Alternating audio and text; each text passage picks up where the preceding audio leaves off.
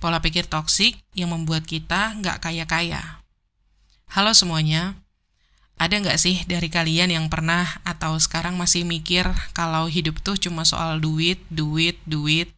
Kayak lagunya Ariana Grande yang I see it, I like it, I want it, I got it. Itu, aku juga pernah mikir kayak gitu. Jadinya aku suka belanja, beli barang-barang yang pricey. Tapi lama-lama aku jadi sering stres sendiri karena ngerasa nggak pernah cukup, dan untuk menghilangkan stres itu aku belanja lagi. Terus stres lagi, mikirin duit.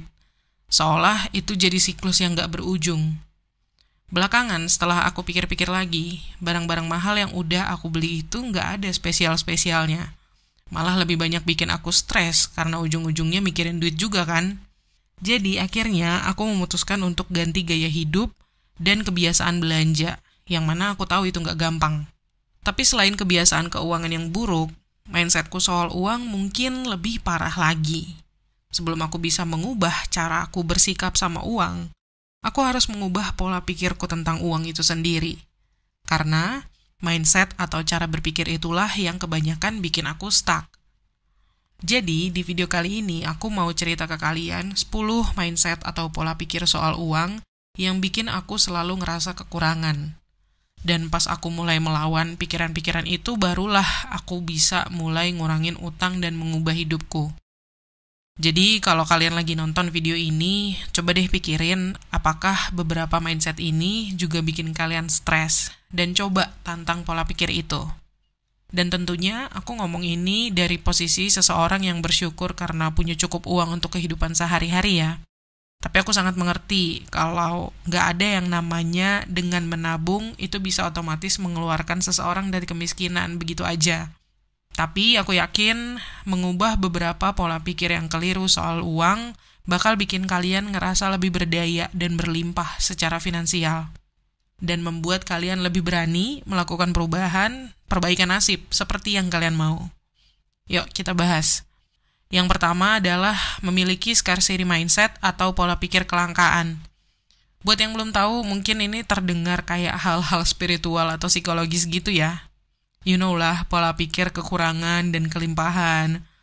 Tapi aku sadar bahwa ini tuh benar-benar penting. Scarcity mindset pada dasarnya adalah merasa bahwa kalian gak akan pernah berkecukupan. Gak punya cukup uang, gak punya cukup makanan, gak punya cukup baju, gak punya cukup barang yang canggih, dan lain-lain. Atau bisa juga ngerasa bahwa kalian akan terjebak dalam siklus ini selamanya. Pola pikir ini benar-benar bikin aku terjebak, terutama waktu aku punya utang, karena bikin aku ngerasa gak ada jalan keluar. Susah banget ngelihat masa depan di luar situasi yang ada waktu itu. Jadi aku harus belajar melawan pola pikir kelangkaan atau kekurangan itu, dan sampai sekarang aku masih belajar juga sih. Dan karena aku harus menghadapi utang-utangku, aku harus mengatasi pola pikir itu dan mengubahnya menjadi abundance mindset atau pola pikir kelimpahan. Mungkin kalian bisa tulis beberapa keyakinan yang membatasi kalian tentang uang. Kayak contohnya, aku bakal selalu miskin. Dan coba lihat gimana kalian bisa mengubah itu, pola pikir itu, menjadi sesuatu yang lebih positif dan berlimpah. Dan coba rasakan, kalian bakal mulai merasa lebih berdaya, bisa lebih mengontrol uang, pengeluaran, dan konsumsi kalian. Dan aku pikir seiring berjalannya waktu, mindset itu bakal membuat kalian percaya diri dan bahkan melakukan sesuatu yang kalian butuhkan untuk mulai berhemat dan menabung. Lanjut, yang kedua adalah percaya bahwa kalian memang tipe orang yang gak bisa ngatur uang aja. Pola pikir ini gak cuma bikin aku miskin ya pada waktu itu, tapi juga bikin aku terjebak dalam siklus itu. Soalnya setiap kali aku melakukan sesuatu yang aku anggap gak baik soal uang, aku cuma balik lagi ke keyakinan itu dan bilang, yah mungkin memang akunya aja yang gak pintar ngatur uang, kayaknya emang udah dari sananya begitu. Jadi sebenarnya punya identitas dan keyakinan kayak gitulah yang membuat aku stuck dan bikin aku miskin.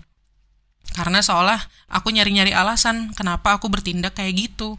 Padahal menurutku itu nggak benar. Aku percaya kita punya kecenderungan dan kebiasaan tertentu dalam hal keuangan. Tapi itu nggak berarti kita akan terjebak di kebiasaan yang jelek terus-menerus. Apalagi kalau itu sesuatu yang pengen kalian ubah atau yang berdampak negatif buat hidup kalian. Karena kekuatan besar itu ada di keyakinan kita tentang identitas kita. James Clear, penulis buku Atomic Habit, bilang kayak gini, cara paling praktis untuk mengubah siapa dirimu adalah dengan mengubah apa yang kamu lakukan, karena apa yang kamu lakukan membentuk identitasmu. Jadi, kalau kalian merasa punya identitas sebagai orang yang nggak bisa mengatur keuangan, coba deh dibalik. Orang yang bisa atau pandai mengatur soal keuangan itu yang kayak gimana sih? Well, bisa jadi itu mereka yang bikin budgeting atau anggaran, mereka yang mikirin pembelian mereka sebelum ngeluarin uang, mereka yang bayar dirinya sendiri dulu dan menabung sebelum membelanjakan uangnya. Jadi kalau kalian pengen mengubah hubungan kalian sama uang, ubah dulu deh identitas kalian soal uang itu dan jadikan itu sebagai bagian dari diri kalian. Agak setengah-setengah kalau kalian bilang, oh aku mencoba jadi lebih baik soal uang dibanding bilang, aku oke kok dalam hal finansial. Satu lebih kuat dan agak pasif. Dan semakin kalian sering bilang itu ke diri kalian sendiri, semakin kalian akan bertindak sesuai dengan identitas itu, dan semakin kalian akan menjadi orang yang sesuai sama identitas itu. Next, pola pikir yang ketiga, yang juga berkaitan sama identitas, yaitu yang berpikir bahwa aku adalah seorang shopaholic, alias pecandu belanja. Jujur, ini sesuatu yang masih perlu aku ubah, karena meskipun aku ngerasa sekarang udah punya hubungan yang lebih sehat sama uangku dan kebiasaan aku dalam berbelanja, kadang-kadang aku masih bilang, oh aku tuh dulu shopaholic, atau aku kecanduan belanja. Dan rasanya ketika aku punya identitas seperti itu tentang diriku sendiri, meskipun aku banyak belajar dari situ, kadang-kadang aku tuh ngerasa itu sedikit menghambat aku. Hal yang sama juga berlaku dengan memiliki identitas sebagai orang yang suka boros daripada hemat. Kalau kalian pengen ngubah pola pikir kalian soal uang dan bagaimana kalian bertindak dalam hal finansial, aku rasa sangat penting untuk berpikir ulang tentang identitas dan label yang kita sematkan sama diri kita sendiri, yang mungkin bisa menghambat kita. Aku tahu bahwa kayak setiap kali aku balik lagi ke identitas aku sebagai shopaholic atau orang yang boros, itu aku hampir selalu menggunakannya sebagai alasan. Setiap kali aku gagal hemat atau bertindak di luar tujuan finansial yang udah aku tetapin sebelumnya. Sampai akhirnya aku mulai mengubah pola pikir itu dan bertindak lebih sesuai dengan cara berperilaku yang aku inginkan dalam hal finansial. Jadi, berhemat dan menabung, membayar diriku sendiri terlebih dahulu, gak belanja secara impulsif atau tanpa berpikir panjang, hanya beli hal-hal yang sungguh-sungguh aku inginkan, bukan yang setengah-setengah atau bahkan benar-benar gak sama sekali. Semakin aku percaya bahwa aku bisa jadi orang yang hemat atau bahwa aku gak kecanduan belanja, semakin positif aku bertindak sama uangku. Lanjut, mindset yang keempat. Beli dulu, pikirin nanti. Ini bikin aku bangkrut dan terjebak selama bertahun-tahun. Karena secara praktis, dengan berpikir kayak gitu, aku mendahulukan belanja impulsif, setelah itu ngeberesin masalah keuangan yang timbul belakangan. Dan ya, memang benar, pola pikir ini bikin aku bisa punya beberapa barang yang mahal. Tapi seiring waktu, aku jadi sadar bahwa belanja barang-barang itu sekarang dan menambah tagihan di kartu kredit dan payletterku sebenarnya hanya membuat aku khawatir dengan harga yang sangat mahal. Aku harus berusaha keras untuk mengubah pola pikir dan kebiasaanku tentang bagaimana aku menggunakan kartu kredit dan payletter. Aku hampir selalu menganggap uang itu kayak uang gratis dan gak pernah benar-benar mikirin gimana aku akan bayar itu nanti. Nah, soal utang-utang ini, penting banget untuk kita memastikan skor kredit kita itu baik dan kebiasaan kredit yang baik juga. Karena itu bisa berpengaruh pada apa yang pengen kita lakukan di masa depan, termasuk ngajuin kredit rumah atau KPR. Next, pola pikir toksik yang kelima, yaitu udah terlanjur. Setiap kali aku belanja impulsif atau ngelakuin sesuatu yang sebenarnya terasa nggak sejalan sama tujuan keuanganku, aku sering kembali pada pola pikir, ya udah deh, udah terlanjur, dan hanya nganggep remeh, ya udahlah mau gimana lagi. Dulu aku nggak benar-benar mengambil pelajaran dari kesalahanku dan mikirin apa yang bisa aku lakuin selanjutnya supaya nggak jatuh ke dalam lubang yang sama. Jadi itu kayak kombinasi pola pikir hidup cuma sekali yang dikombinasikan dengan sikap nggak serius sama diri sendiri, yang benar-benar membuat aku tetap berada dalam siklus denial atas apa yang aku lakuin. Next, pola pikir toksik yang keenam adalah ngikutin gaya hidup orang lain. Apalagi sekarang dengan hal-hal kayak Instagram, TikTok, di mana orang-orang tuh kayaknya menampilkan kehidupan mereka, pamer harta, liburan, makan siang yang mahal, semuanya dipajang buat kita lihat. Melihat konten-konten kayak gitu bisa bikin kita jadi ngebandingin hidup kita sama mereka, bikin kita ngerasa tertinggal, atau bikin kita mikir, kenapa ya kita nggak bisa memiliki hal yang mereka miliki. Jadi ini menciptakan sebuah pressure bagi kita untuk ngikutin gaya hidup mereka. Aku bisa bilang aku sering banget ngelakuin hal ini terutama di awal-awal usia aku 20-an. Aku bahkan pernah mikir kayak gini, pokoknya segera setelah aku mulai kerja dan dapat gaji yang lebih banyak daripada sebelum-sebelumnya, aku harus mulai hidup gaya yang sepadan dengan gaji itu. Aku seharusnya mampu. Nah, kalau aku lihat ke belakang dan pikirin lagi, aku nggak tahu apakah setengah dari yang aku udah belanjain itu sebenarnya bener-bener yang aku mau untuk diriku sendiri atau enggak. Kalau kebanyakan keputusan yang kita ambil dalam hal keuangan itu dimotivasi oleh keinginan untuk bisa seperti orang lain, kita jadi punya semacam fantasi tentang diri kita sendiri, yang merupakan hasil dari peer pressure sebenarnya, atau tekanan orang-orang di sekitar kita. Jadi sebenarnya kita harus menyadari posisi kita, kondisi keuangan kita, dan tahu apa yang kita hargai, apa yang kita value. Apa sih yang membuat kalian senang menghabiskan uang? Apa hal yang membuat kalian bahagia? Dan apa yang bisa kalian belanjain tanpa rasa bersalah? Banyak dari kita yang nggak punya cukup uang untuk melakukan hal-hal ini. Jadi daripada mencoba ngikutin setiap tren atau apapun yang dilakukan semua orang, mending pikirin apa yang kalian peduliin, yang emang otentik bagi kalian, dan pakai uang kalian di situ aja. Itu akan terasa jauh lebih baik dan sesuai sama diri kalian sendiri ketika kalian bisa mulai menutupi suara-suara dan tekanan untuk berusaha mengejar apa yang dilakukan oleh orang lain. Lanjut, mindset toksik lainnya adalah aku terlalu takut. Kalian harus mengatasi ketakutan ini kalau kalian punya utang dan pengen melakukan sesuatu untuk keluar dari situasi itu, atau bahkan hanya ingin membangun kebiasaan keuangan yang lebih baik dan lebih berlimpah.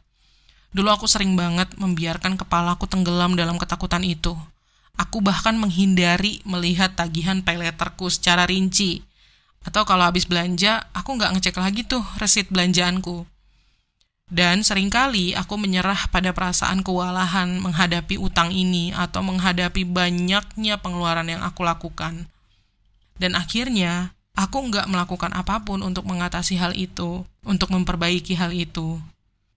Ini adalah pola pikir yang mengerikan sebenarnya, dan akan membuat kita semakin terjerumus dalam gaya hidup boros, dalam lingkaran utang bahkan. Karena semakin banyak yang kita ketahui soal keuangan kita bakal merasa semakin berdaya dan punya kontrol atas keuangan kita itu. Kalian tahu pepatah pengetahuan adalah kekuatan? Ini benar banget apalagi kalau menyangkut finansial kita. Jadi, buat kalian yang merasa relate nih, coba cek tagihan kartu kredit kalian, cek pengeluaran kalian di toko oren dengan seksama. Terus lakuin analisis pengeluaran. Ini adalah salah satu langkah pertama yang aku ambil ketika aku pengen bebas dari utang. Aku ngeliatin lagi pengeluaranku selama 3-6 bulan terakhir dan mulai mengenal uangku. Aku tahu berapa total biaya yang aku habiskan untuk tempat tinggal, berapa biaya tagihan listrik bulanan, berapa uang yang aku belanjain untuk makanan dan jajan setiap bulan. Dan akhirnya aku jadi tahu berapa banyak uang yang aku habiskan untuk kesenangan. Dan ya memang agak menyakitkan rasanya, aku bahkan malu dan kesal sama diriku sendiri. Tapi pada saat yang sama, itu juga jadi motivasi aku, karena aku jadi tahu pengeluaran mana yang bisa aku kurangin untuk bisa mulai melunasi utang-utangku. Jujur, kalau menurut aku, yang lebih menakutkan dari ketakutan itu sendiri justru adalah terus menghindari menyelesaikan masalah keuangan kita. Karena kalau kita terus mengikuti ketakutan itu, kita bakal tetap miskin dan gak punya apa-apa pada akhirnya. Next, pola pikir toksik yang ke-8 adalah ngejudge keuangan orang lain. Aku sering lihat nih fenomena ini di media sosial atau di TikTok misalnya, ketika ada seseorang yang ngebagiin hidupnya lewat konten. Dan ada aja tuh yang komen, pasti uang papanya, pasti uang orang tuanya, dia kan anak orang kaya. Dan iya, mungkin itu benar. Tapi kita nggak benar-benar tahu faktanya yang sebenarnya kan. Kita nggak tahu apakah mereka beneran kaya karena orang tua, dan kita juga nggak tahu apakah ternyata mungkin mereka terlilit utang kartu kredit. Nah, tapi daripada mikirin tentang gimana orang lain menjalani gaya hidup mereka, bagaimana keuangan mereka, mending kalian khawatirin diri kalian sendiri. Stay di hidup kalian, di jalur kalian, dan tetap fokus sama diri kalian sendiri. Lanjut, ini adalah pola pikir yang harus banget aku ubah. Yaitu ketika aku ngeluarin uang, aku ngerasa kalah dan gak lebih baik daripada orang lain. Dulu aku sempat punya mindset ini cukup lama.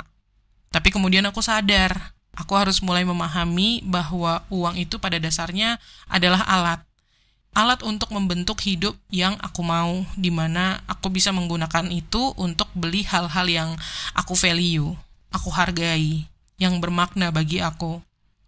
Itu bisa berupa materi, bisa juga pengalaman, atau bahkan waktu. Karena sebenarnya kalau kita mikir bahwa setiap kali kita ngeluarin uang itu artinya kita nggak lebih baik daripada orang lain, menurutku ini benar-benar ngerampas kekuatan kita sih.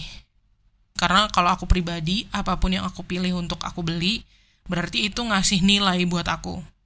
Aku beli sebuah layanan, aku beli waktu, aku beli pengalaman, aku beli sesuatu yang aku inginkan. Dan kalau aku ngerasa kalah setiap kali aku menghabiskan uang, artinya pengalaman atau apapun yang aku beli itu bakal terasa seperti omong kosong aja gitu. Dan itu bukan cara yang ingin aku lihat bagaimana aku menghabiskan uangku. Dan ini dia pola pikir toksik yang terakhir, yaitu jebakan perbandingan. Ini beda ya dengan pola pikir mengikuti gaya hidup orang lain yang tadi udah kita bahas. Ini lebih seperti kebalikannya, di mana aku misalnya ngebandingin situasi keuanganku sama situasi orang lain, dan aku akan mikir, ya seenggaknya aku nggak seburuk mereka deh, aku sedikit lebih baik daripada mereka. Dan ini juga berbeda dengan bersyukur dan ngerasa sangat beruntung atas situasi yang lagi aku alami misalnya. Karena ada banyak orang yang berjuang dan berada dalam situasi yang lebih buruk daripada aku atau dari kita. Contoh nih, misal aku baru aja bebas dari utang dengan ngelunasin pinjol 1 juta rupiah. Di saat yang sama, aku ngelihat orang lain yang juga berhasil keluar dari jerat utang, dia ngutang pinjol 5 juta. Dan itu bikin aku mikir, oke, aku gak seburuk dia karena utangku gak sebanyak dia. Aku lebih baik. Sekarang aku rasa dengan punya pola pikir yang kayak gini, pada dasarnya aku lagi mengkonfirmasi perilakuku yang buruk soal uang, soal utang itu tadi. Sehingga aku bisa terus melakukan itu tanpa perubahan. Karena menurutku emang udah sifat bawaan ya, kita tuh ngebandingin diri kita sama orang lain. Dan aku rasa kita sering bias memandang diri kita sendiri. Merasa hal yang kita lakukan itu hal yang lebih baik daripada yang sebenarnya. Dan itu karena perubahan itu sulit, dan kita terbiasa untuk tetap nyaman dan tetap dalam kebiasaan kita. Jadi, seperti saranku di beberapa mindset toksik lainnya, buat kalian yang ngerasa relate, masih sering bandingin keuangan kalian sama keuangan orang lain, aku saranin sebaiknya kalian fokus sama keuangan kalian, fokus memperbaiki finansial kalian. Oke? Jadi itu dia beberapa mindset keuangan yang toksik dan buruk yang bikin aku miskin selama bertahun-tahun. Setelah berusaha melawan sederet pola pikir yang keliru itu, akhirnya aku bisa mulai membuat beberapa perubahan yang bermakna dalam hidupku. Memang beberapa masih sulit aku hilangkan sepenuhnya dan butuh waktu untuk mengubahnya. Tapi kalau kalian nih juga ngerasa terjebak, aku rasa cara yang baik untuk melakukan perubahan adalah dengan memikirkan mindset dan asumsi yang kalian miliki tentang uang. Mulai aja dulu dari situ. Oke? Terima kasih udah nonton. Jangan lupa klik tombol like dan subscribe, dan komen tips apa lagi yang kamu butuhin seputar finansial.